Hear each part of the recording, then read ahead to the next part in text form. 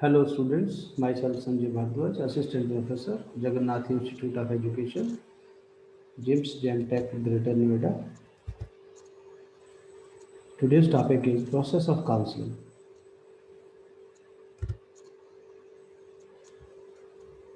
Williamson and Darley has mentioned the following six steps of counseling process. Analysis.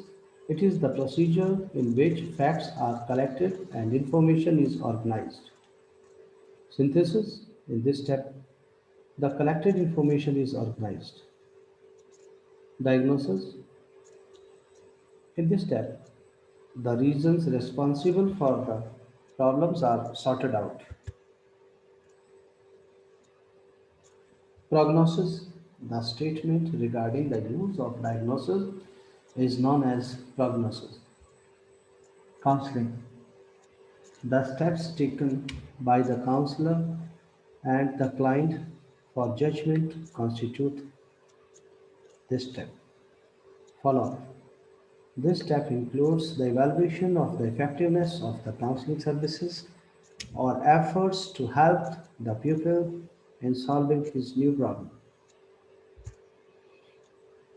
Some more steps in the process of counseling: initial disclosure, in depth exploration, commitment to action. First, initial disclosure. Initially, the client expresses two sets of feelings. Number one, I know I need help, I wish I were not here. Therefore, central task of the counselor in this stage is to allay the client's fear and encourage self-disclosure. Attending, paying careful attention to the client's words and action. Counselor observes client's behavior for indications of content and feeling not expressed in verbal message. It is the first contact between the client and the counselor, but it remains important throughout the counseling process. In this stage, clients are helped to articulate their personal concerns and to place those concerns in a context so that the counselor can understand the personal meanings and significance the client attaches to them. The main aim of this stage is to promote trust in the client. In-depth exploration.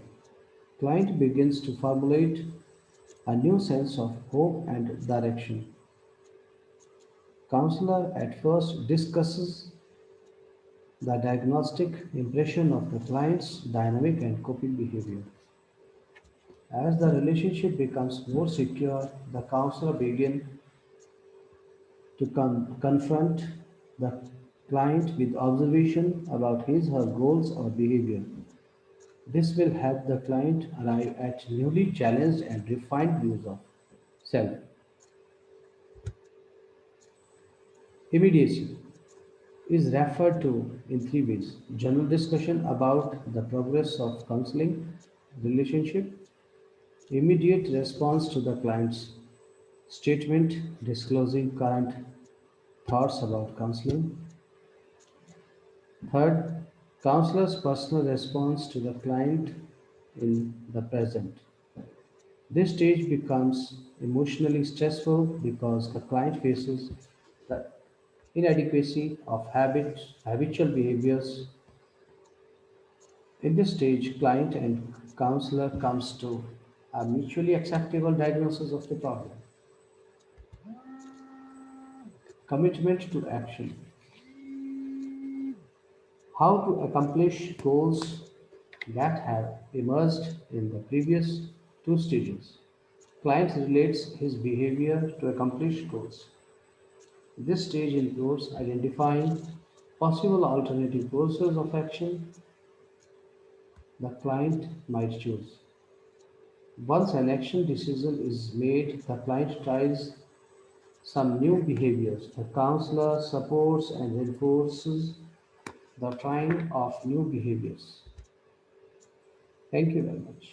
I hope this lecture will help you to understand about the process of counseling. And the next topic is counseling services for the students, face to face counseling and online counseling. Thank you very much.